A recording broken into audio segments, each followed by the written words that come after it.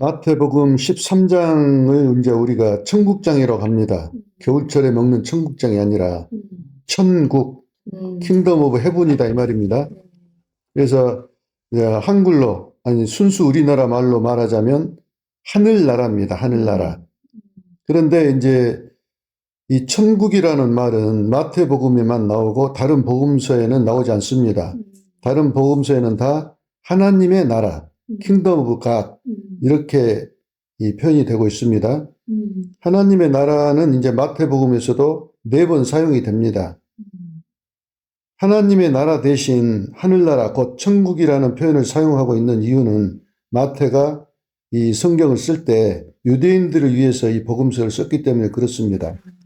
유대인들은 십계명 중에서 네 하나님 여호와의 이름을 망령되이 일컫지 말라는 3번째 계명을 범할까 염려하여 의식적으로 하나님의 이름을 직접 사용하기를 꺼려했고 그래서 우회적으로 하늘이란 표현을 쓴 것입니다. 마태복음 4장에서 예수님이 사단에게 시험을 받으신 후에 공생애를 시작하시면서 가장 먼저 하신 말씀이 회개하라 천국에 가까웠느니라 말씀이시잖아요. 마태복음 4장 23절 예수께서 온 갈릴리에 두루 다니사 그들의 회당에서 가르치시며 천국 복음을 전파하시며 백성 중에 모든 병과 모든 약한 것을 고치시니. 그러니까 예수님이 하시는 일이 천국 복음을 전하는 그 일을 하신 것입니다. 이 땅에 오셔가지고. 이처럼 이 하나님 나라는 신약 성경의 확실한 주제인데요. 사도 바울도 사도행전 28장 30절 바울이 온 이태를 자기 셋집에 머물면서 자기에게 오는 사람을 다 영접하고 하나님의 나라를 전파하며 주 예수 그리스도에 관한 모든 것을 담대하게 거침없이 가르치더라. 그러니까 바울이 이제 3차 전도 여행이 끝나고 나서 로마로 갔지 않습니까? 로마 가이사 앞에 서서 말하자면 하나님의 나라와 이 예수 그리스도에 대해서 전하기 위해서 갔잖아요. 그러니까 복음의 주된 내용이 예수 그리스도와 하나님 나라입니다. 우리가 전하는 복음의 주된 내용은 예수 그리스도와 하나님의 나라를 예수님이 다시 오실 때까지 전하는 것이 증인된 사역입니다. 사도 바울처럼. 그러나 예수님 당시만 해도 하나님을 믿는다고 하는 유대인들이 하나님의 나라가 뭔지를 몰랐습니다.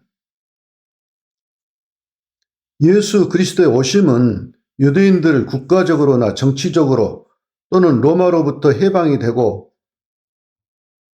세상에서 힘을 가진 강한 나라를 만들기 위해서 오시는 것이 아니라 예수님은 성도들이 가난에서 벗어나고 번성하고 부유해지며 정치적인 승리 그리고 우리의 자랑과 욕심의 영광을 위하여 오시는 것이 아니고 누가복음 4장 18절 주의 성령이 내게 임하셨으니 이는 가난한 자에게 복음을 전하게 하시려고 내게 기름을 부으시고 나를 보내사 포로된 자에게 자유를 눈먼 자에게 다시 보게 함을 전파하며 눌린 자를 자유케 하고 주의 은혜의 해를 전파하게 하려 하심이라 하였더라. 이처럼 하나님의 나라를 전하기 위해서 예수님이 오신 것입니다. 굉장히 하나님 나라가 중요하잖아요. 그러니까. 그런데 유대인들은 자신들이 의인이라고 생각했으며 그래서 자신들은 눈이 멀지 않고 종된 적이 없고 자유인이라고 생각을 했습니다. 그러나 예수님 오셔갖고 포로된 자에게 자유를 눈먼 자에게 다시 보게 함을 전파하고 눌린 자를 자유롭게 한다는 이 말씀을 들었을 때 그들은 전혀 이 말씀에 대한 관심이 없고 오히려 예수님을 이 귀신 들렸다고 이렇게 했지 않습니까? 요한복음 8장 43절 어찌하여 내 말을 깨닫지 못하느냐 이는 내 말을 들을 줄 알지 못함이로다. 예수님이 이제 그들에게 말씀하신 것입니다. 바리새인들에게 유대인들에게 너희는 너희 아비 마귀에게서 났으니 너희 아비의 욕심대로 너희도 행하고자 하느니라. 내가 진리를 말함으로 너희가 나를 믿지 아니하는도다. 하나님께 속한 자는 하나님의 말씀을 듣나니 너희가 듣지 아니함은 하나님께 속하지 아니하였음이로다. 그래서 우리가 이제 이 부분을 깊이 생각해야 되는 이유는 많은 사람들이 교회 가서 제사를 드리고 뭐 헌금을 하고 찬양을 하고 뭐 새벽 기도를 하고 하면은 그것이 예수 믿는 줄로 착각하고 있는데 이상은이 그렇게 변하고 있다 이 말입니다. 이 나라 교회가. 그게 아니다는 것이죠. 하나님의 말씀을 들을 줄 알고 예수님이 누구신 줄 알고 하나님 나라의 통치를 받는 그것이 아주 중요한 부분이거든요. 근데 이런 부분들이 다 어느 날 빠져버린 것 같아. 유대인들은 율법을 통해서 자신들의 죄를 발견하고 하나님 앞에 무릎 꿇고 애통하며 심령이 가난한 자가 되어야 할 터인데 제사를 드리고 대중들 앞에서 기도하고 헌금하는 등 종교적인 일을 하는 것으로 하나님을 섬긴다고 생각했습니다. 그러나 하나님은 그들의 기도와 예배 등의 종교적 행위를 하나도 받지 않으시고 오히려 역겨워하셨습니다. 아모스 5장 21절 내가 너희 절기를 미워하며 안식일을 미워하며 멸시하며 너희 성회들을 받지 아니하나니 너희가 내게 번제나 소제를 드릴지라도 내가 받지 아니할 것이요. 뭔 말입니까? 주일날 예배를 드리고 수요 예배를 드리고 금요 기도일을 한다 할지라도 내가 받지 않는다 이 말입니다. 너희 살찐 희생의 화목제도 내가 돌아보지 아니하리라. 감사헌금도 받지 않겠다 이 말입니다. 네 노랫소리를 네 찬양을 내 앞에서 그칠지어다. 네 비파소리도 내가 듣지 아니하리라. 찬양도 하지 말라는 거예요. 하나님께서. 왜? 그들은 종교적인 행위가 자신들을 의롭게 만든다는 큰 착각을 하고 있었기 때문입니다. 그래서 예수님이 유대인들에게 너희는 하나님께 속한 자들이 아니라 너희 아비 마귀에게서 난 욕심쟁이들이라고 지적을 하고 있는 것입니다. 이 시대에도 마찬가지입니다. 기독교인들이 성도들이 이제 성도로 갈 수는 없죠. 교인들이 종교적인 행위를 열심히 하는 것이 하나님을 기쁘시게 하는 것이라고 착각을 하고 있습니다. 구약의 사울 왕처럼 하나님의 말씀에 순종치 않고 기름진 양과 살찐 소를 죽이지 못한 그 욕심에 눈이 멀어갖고 있음에도 사무엘 제사장에게 하나님께 제사 드리자라고 하여 하나님을 우상을 만드는 것처럼 이 시대 목사들도 유대인들처럼 똑같이 하나님의 뜻과 전혀 상관없는 일을 가지고 기도하고 찬양하고 예배를 드립니다. 나를 세상에서 부하게 해주십시오. 내가 하나님 일을 할 테니까 이 나라가 세상에서 강한 나라가 되게 해주십시오. 누구를 위한 예배입니까? 누구를 위한 찬양입니까? 다 자기들을 위해서 그 욕심의 제사를 드리는 것이지 어찌 하나님을 기쁘시게 하는 제사냐 이 말입니다. 그래서 예수님이 이런 말씀하십니다. 요한복음 9장 39절 예수께서 가라사대 내가 심판하러 이 세상에 왔으니 보지 못하는 자들은 보게 하고 보는 자들은 소경되게 하려 함이라 하시니 바리새인 중에 예수와 함께 있던 자들이 이 말씀을 듣고 가로되 우리도 소경인가? 예수께서 가라사대 너희가 소경되었더라면 죄가 없었으려니와 본다가 하니 너희 죄가 그저 있느니라. 이처럼 예수님의 진리의 말씀이 들리지 않고 예수님의 그 진리의 말씀에 순종하지 않으면 다 소경이며 다 하나님께 속한 사람이 아닙니다. 소경이 되지 않으려면 먼저 제자 마태가 기록한 산상순 마태복음 5장 6장 7장을 날마다 읽고 하나님 앞에서 내가 죄인임을 깨달아야 합니다. 예수님이 말씀하시는데도 말하자면 하늘의 하나님이 이 땅에 오셔서 직접 말씀하셨는데도 유대인들은 물론 이 시대에도 전혀 경각심이 없는 교인들이 많은 것 같습니다. 눈멀어 소경된 유대인들에게 빛을 비춰 눈을 뜨게 하시고자 진리를 말씀하시는데도 그들의 욕심이 그 빛을 가로막았습니다. 그래서 사도 바울이 고린도서 4장 3절 만일 우리 복음이 가리웠으면 망하는 자들에게 가리운 것이라 그 중에 이 세상 신이 믿지 아니하는 자들의 마음을 혼미케 하여 그리스도의 영광의 복음의 광채가 비치지 못하게 함이니 그리스도는 하나님의 형상이니라. 이 하나님의 나라는 하나님이 통치를 합니다. 통치권이라고 말씀드렸잖아요. 그러니까 하나님의 나라 안에 들어오지 못하는 사람들은 다 어둠의 권세 아래 있는 것입니다. 이것들이 좀 깨달아져야 돼요. 그래야지 우리가 이렇게 그 어떤 세상적인 말하자면 대한민국 국민으로서 우리도 정치를 할 수 있습니다. 그러나 휩쓸리지 않는 거예요. 이리 휩쓸리고 저리 휩쓸리는 이런 요동치 않는 성도들은 그렇게 되어져야 된다 이 말입니다.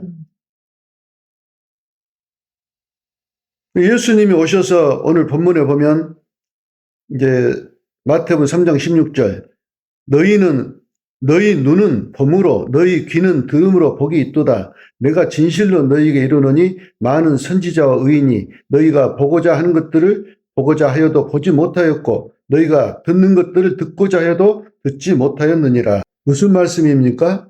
구약에 예언된 여자의 후손이 말하자면 많은 선지자들의 입과 삶을 통해서 증거되고 모세를 통해 전해받은 율법과 제사의 원형이자 실체이신 성자 하나님이 지금 제자들 눈앞에 서 있다 이 말씀입니다. 하나님이 오셨다니까요. 하나님이 오셨습니까? 안 오셨습니까? 하나님이 오셨습니다. 하나님이 오셔가지고 야 천국에 가까웠다 뭐라고요?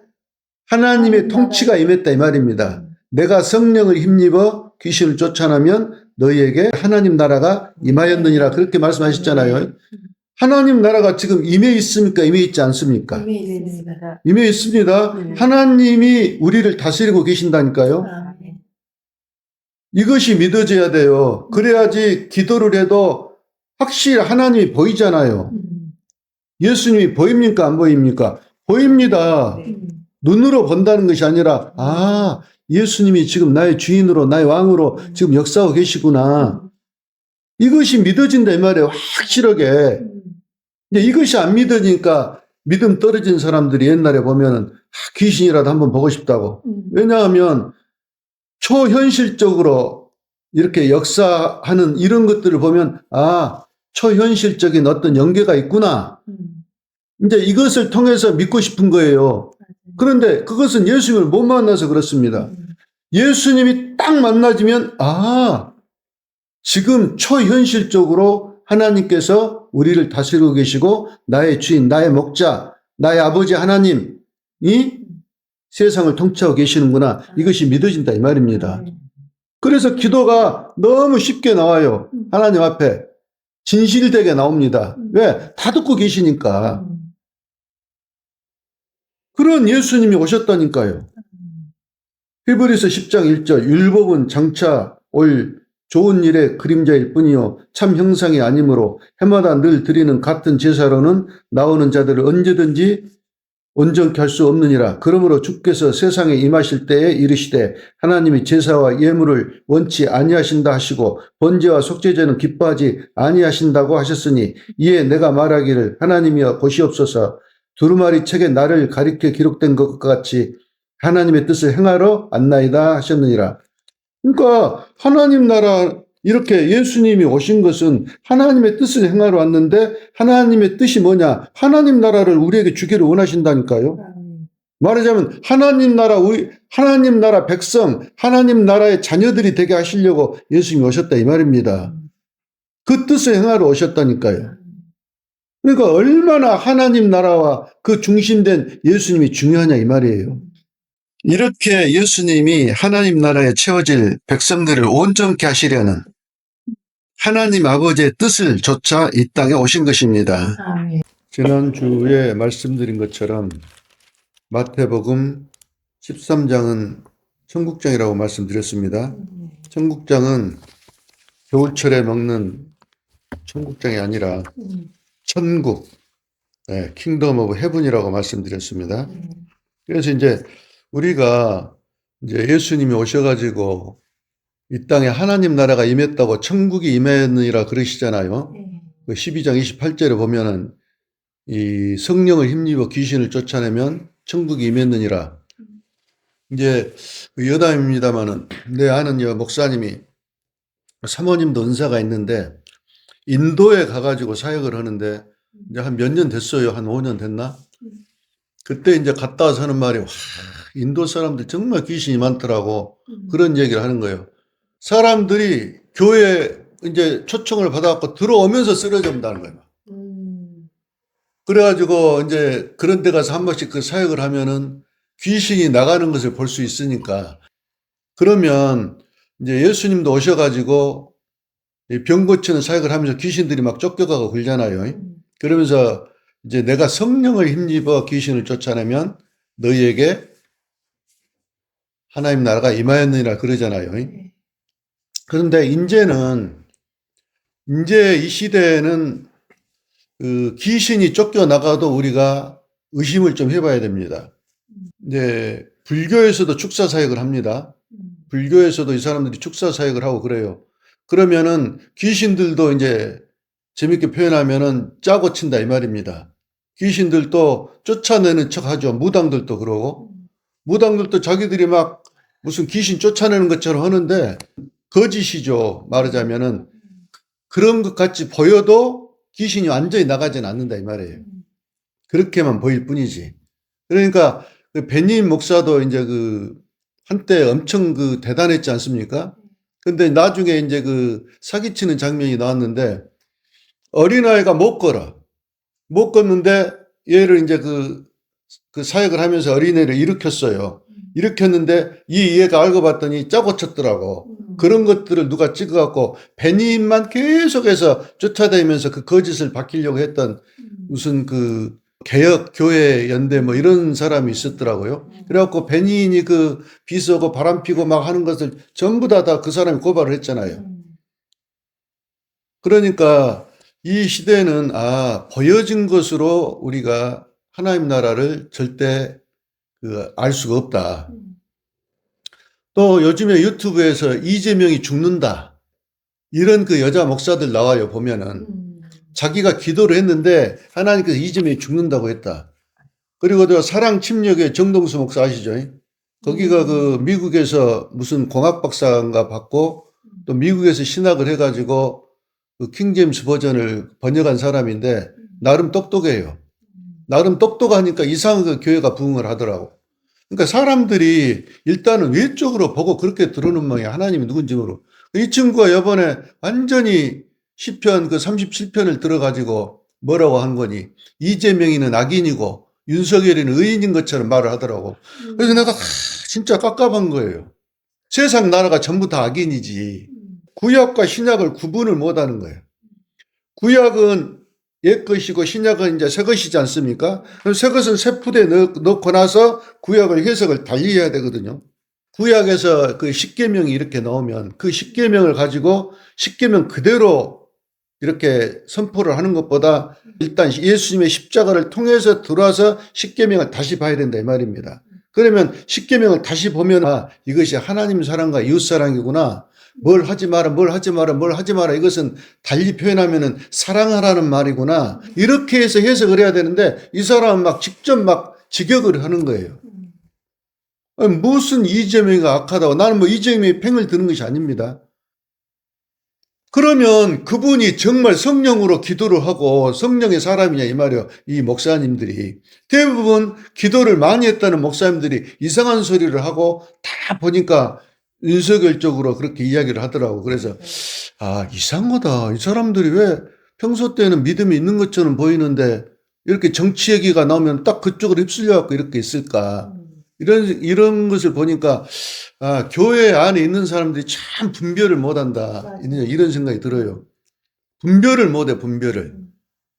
아니 대한민국 국민으로서 정치에 참여하는 것은 괜찮잖아요. 그러면 대한민국 국민으로 들어가서 윤석열이가 좀 거짓말하고 있구나. 이 사람 대통령이 자격이 없구나. 이 정도는 우리가 상식적으로 파악을 해야 되잖아요. 이런 분별도 못한다니까.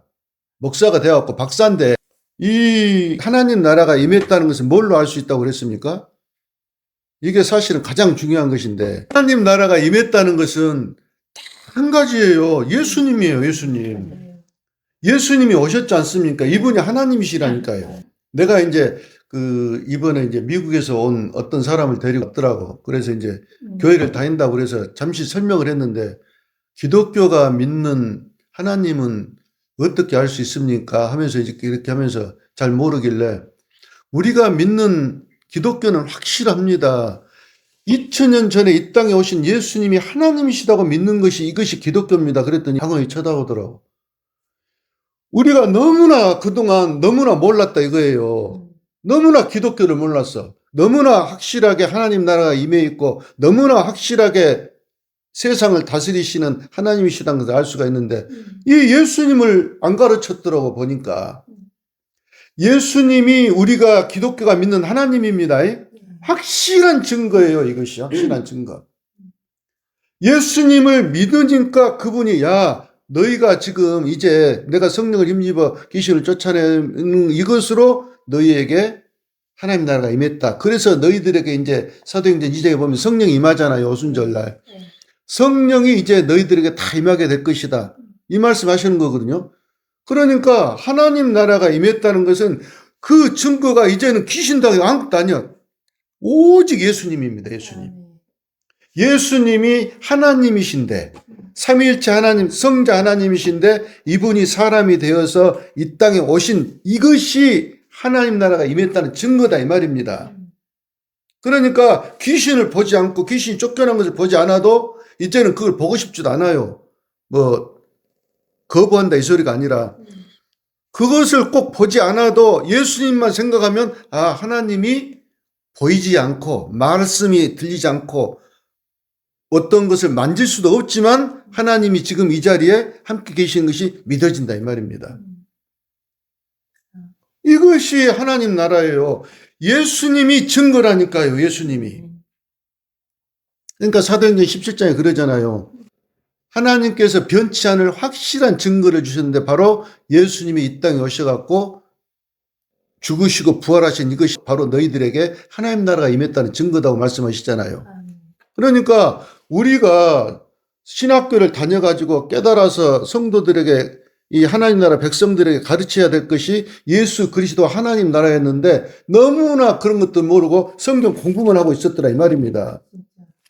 성경 전체가 예수님을 말씀하시는 건데 그러니까 성경 박사가 성경을 다 알고 있으면서도 예수님을 몰라. 얼마나 신기합니까?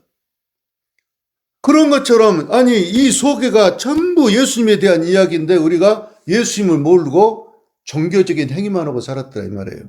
그러니까 성경을 아무리 많이 읽어도 예수님이 만나지 아니하면은 아무런 열매가 없는 것입니다.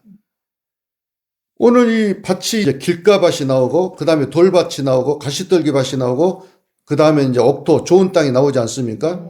그러면 옛날에는 이제 옛날 목사님들은 정말 성경을 몰랐어요. 그래서 옥토가 돼야 됩니다. 옥토가 돼야 됩니다. 이랬는데 옥토가 사람들 마음대로 옥토가 되는 것이 아닙니다.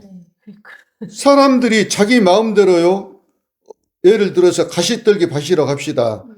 22절에 보면은 세상의 염려와 걱정과 재물의 유혹 때문에 말씀이 막 결실치 못한다고 나오잖아요. 그러면 사람의 힘으로 이게 없어지냐 이 말. 노력한다고 이게 없어지냐 이 말이요. 안 없어집니다. 절대 안 없어져요. 그러니까 이 말을 하시는 이유는 너희들은 내가 아무리 말을 해도 이 앞에 이제 어떤 일이 있었는 거니? 12장에 보면은 이 46절에서 50절까지 12장에 보면은 예수님의 식구들이 왔습니다. 왜 왔는 거니? 예수님이 귀신을 쫓아내니까 귀신의 왕 바알세불 힘입어서 예수님이 귀신을 쫓아낸다고 바리새인들이 그렇게 이야기를 했습니다. 예수님이 진리를 말하고 하나님 나라를 선포하고 하나님 나라가 임했다고 해도 이 사람들이 믿지 않는 거예요. 그리고 예수님이 귀신 들렸다는 말을 듣고 식구들이 온 거예요. 이 12장 46절에 보면 예수께서 무리에게 말씀하실 때 그 어머니와 동생들이 예수께 말하려고 밖에 섰더니 한 사람 예수께 여쭤오되 보소서 당신의 어머니와 동생들이 당신께 말하려고 밖에 서 있나이다 하니 말하려던 사람이 대답하여 이르되 누가 내 어머니며 내 동생들이냐 하시고 손을 내밀어 제자들을 가리켜 이르시되 나의 어머니와 나의 동생들을 보라 누구든지 하늘에 계신 내 아버지의 뜻대로 하는 자가 내 형제 자매요 어머니라 하시니라. 그러니까 무슨 말인 거니? 예수님이 이렇게 이제 귀신 들려 미쳤다. 식구들이 이제 그 예수님이 걱정돼서 온 거예요. 말하자면 식구들조차도 예수님을 못 믿고 있다 이 말이에요. 그랬을 때 예수님이 하시는 말씀이 야 내가 하는 이 말을 듣고 있는 그 말을 듣고 깨닫는 너희들이 곧 내 형제 자매 못이다 그 말을 하고 있는 거예요. 이 사람들이 옥토다 이 말이에요. 그러니까 우리가 좋은 땅인 줄 아는 것은 예수님이 내 마음속에 믿어지냐 안 믿어지냐 이것이 중요한 거예요. 23절에 보면 좋은 땅에 뿌려졌다는 것은 말씀을 듣고 깨닫는 자니 이것이 말하자면 성령으로 거듭난 증거입니다. 이것이 증거예요. 말하자면 예수님이 느껴지는 거예요. 아, 예수님이 하신 말씀, 예수님이 하신 말씀을 통해서 아, 예수님이 하나님이시구나. 하나님이 천지를 창조하셨는데 천지를 창조하시고 나서 그 무한하시고 영원하신 하나님이 이 유한한 세상 속으로 당신이 만드신 세상 속으로 들어온 이것이 정말 엄청난 표적이고 기적이구나. 이런 것들이 깨달아진다 이 말입니다. 그리고 하나님 나라를 선포하셨어요. 그러면 이 하나님 나라는 구약의 하나님 나라와 약간 다릅니다. 똑같은데 표현을 하자면 구약의 하나님 나라는 전쟁을 막 해요. 그래갖고 하나님께 기도하면 하나님께서 이기게 해주셔. 자, 보십시오. 그런데 그 구약에서는 하나님께서 전쟁의 신으로도 나타나시기도 합니다. 신약과 구약을 해석할 때는 반드시 십자가를 통해서 이렇게 들어가야 됩니다. 구약에서 전쟁을 일으켜서 막 기도하고 했을 때 하나님 우리가 저기를 이겨야 됩니다. 이기게 해주십시오 갖고 막 이기기도 하고 지키기도 하고 그러잖아요. 이것은 하나님이 그 역사의 주인이시며 전쟁을 이기기도 하시고 지키기도 하시는 그런 역사의 주인이시며 또 모든 만유의 주인이심을 깨닫게 하기 위해서 구약이 있는 거예요, 사실은. 그리고 나서 예수님이 오시면은 이 하나님 나라는 이제 구약의 하나님 나라 다르다는 것이 뭔 거니? 신약이 오면은 이제는 싸움이 없어져 버려요, 예수님 안에서. 예수님의 하나님 나라를 만난 사람들은 세상 것을 쟁취하기 위해서 싸울 필요가 없는 것입니다. 내가 이 사람과 물리적으로 싸워서 이것을 쟁취를 한다면은 이거는 잘못된 것이죠. 하나님이 안 계시다는 거잖아. 내가 힘으로 싸워서 금모술수 쓰든지 윤석열이처럼 거짓말을 하든지 해서 이것을 갖고 와야지 내가 승자가 되는 것이잖아. 이것은 하나님이 원하시는 방법이 아닙니다. 하나님 나라에 속해 있다는 것은 내가 어떤 것을 얻기 위해서 내 힘으로 싸운다는 것이 절대 아니에요. 예수님이 이걸 말씀하시는 거예요. 그러니까 예수님이 오셔갖고 뭐라고 합니까? 원수도 사랑하라고 하시거든요. 너희가 원수와 싸우지 말고 그를 위해서 기도함으로 그 머리에 숯불을 쌓아놓으라고 이렇게까지 말씀하시잖아요. 선으로 악을 이기라 바울도 그렇게 이야기를 하잖아요. 그런데 이 땅에서 우리가 무엇을 쟁취하기 위해서 여당과 야당으로 나눠져 갖고 싸워가지고 막 싸워서 이겨서 말하자면은 우리가 원하는 것을 이 땅에 세우는 이것은 하나님 원하는 것이 아닙니다. 정치하지 말라는 소리 아니에요. 이 구분을 잘 못하더라니까 목사님들도 이야기를 하면은. 정치를 하고 우리가 올바로 봐야 됩니다. 아, 윤석열이 거짓말하고 정말 자격이 없구나. 우리가 이 정도는 봐야 된다 이 말이에요. 그런데 이 정도도 기독교인들이 못 보고 있고 기독교라는 이름으로 이 세상 싸움에 들어가서는 안 된다 이 말이에요. 개인적으로는 대한민국 국민으로는 우리가 가서 데모도 하고 할 수 있지만 기독교라는 이름으로는 이것이 안 맞다 이 말입니다. 기독교는 싸워서 정치하는 것이 아니에요. 싸워서 정치한다면 하나님이 안 계시는 것이죠. 보십시오. 야고보서에 뭐라고 나와 있는 거니? 쉬운 성경으로 야고보서 4장 한번 읽어보겠습니다. 여러분 가운데 싸움과 다툼이 일어나는 원인이 무엇인지 아십니까? 그것은 바로 여러분 속에 분쟁을 일으키는 이기적인 욕망에서 비롯된 것입니다. 2절. 원하는 마음은 있는데 갖지 못하다 보니 다른 사람을 죽이기도 하고 시기하기도 합니다. 하지만 여전히 원하는 바를 얻지 못하니 다투고 있습니다. 여러분이 원하는 바를 얻지 못하는 까닭은 하나님께 구하지 않기 때문입니다. 그리고 구해도 받지 못하는 것은 구하는 동기가 잘못되었기 때문입니다. 여러분은 오직 자신의 유익만을 위하여 쓰려고 구하고 있습니다. 하나님께 충성되지 못한 여러분이여. 여러분은 세상을 사랑하는 것이 하나님을 미워하는 것이라는 사실을 모르십니까? 만일 세상과 벌하고 싶은 사람이 있다면 그는 스스로 하나님과 원수가 될 것입니다. 이렇게 말하고 있잖아요. 뭔 말씀인지 아시겠습니까? 우리가 싸운다는 것은 하나님과 원수되는 거예요. 하나님 안 계신 것처럼 하는 거예요. 하나님이 다 원수 갚아준다고 그랬는데 우리가 싸워서 그걸 갖다 갚으려고 하고 싸워서 정치하려고 한다면 세상 사람들과 똑같다 이 말입니다. 세상 사람들은 다 자기 자신의 이익을 위해서 삽니다만 하나님 나라의 성도들은 다 예수님을 위해서 삽니다. 전혀 그런 영분별이 없는 말하자면 어떤 도사 흉내내는 무당 같은 목사들을 우리가 멀리 해야 합니다. 물들게 되면 같이 망하는 것입니다. 뭐 한 가지 예를 들어서 얘가 이번에 대학교 들어갔어? 못 들어갔어. 들어가겠네 해갖고 맞추면은 그거 누구라도 다 맞출 수 있잖아요. 확률이 50%인데 그래 놓고 들어가면 아주 우리 뭐 권사님 우리 목사님 뭐 대단하다고 막 그러고 있는 아주 무당 같은 목사들이 얼마나 많습니까? 참된 기독교인이라면 지금 내가 하는 일이, 말이, 행동이 다 예수님을 위한 것이냐 아닌지 분별을 할 줄 알아야 됩니다. 기독교는 오직 예수님입니다. 말하자면 예수님을 나의 왕으로 주인으로 섬기는 일에 내 모든 인생과 운명을 손해봐도 좋다. 나는 예수님과 내 인생의 모든 것을 바꾸겠다는 이런 십자가 정신이 없다면 아직 예수님을 제대로 못 만난 것입니다. 정말 예수님이 누구신지 모르는 거예요. 천하의 왕이심을 모른다 이겁니다. 예수님이 상천하제 모든 권세를 갖고 계신 분이 내 아버지시고 내 목자이시고 내 주인이신데 이분을 모르니까 어째요? 이분을 모르니까 내가 내 힘으로 막 억지로 거짓말해갖고 갖고 싶은 거예요. 그래서 이제 우리가 13장을 다 안 읽었습니다만 마태복음 13장 44절 천국은 마치 밭에 감춘 보화와 같으니 사람이 이를 발견한 후 숨겨두고 기뻐하며 돌아가서 자기의 소유를 다 팔아서 그 밭을 샀느니라. 또 천국은 마치 좋은 진주를 구하는 장사와 같으니 극히 값진 진주 하나를 발견하며 가서 자기의 소유를 다 팔아 그 진주를 사느니라. 이 말씀이 그래서 나오는 거예요.